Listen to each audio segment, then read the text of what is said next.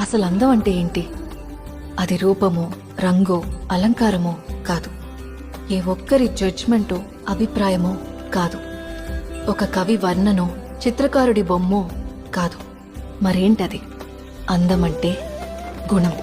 అమ్మాయి నయుండి చెప్తున్నా, I don't want people to call me beautiful.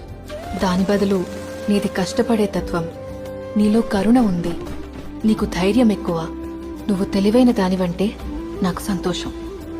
Address us by our qualities. M S Subbalakshmi అంటే భక్తి, అందం కాదు.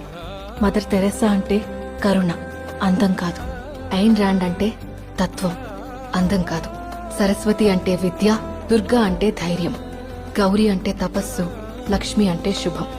ఇలా ఏ దేవతనైనా ఆమె క్వాలిటీస్ కోసమే పూజిస్తారు. ఆమె అందం కోసం కాదు. నీ గుణాలే నీ సంతకమవుతాయి, నీ అందం కాదు.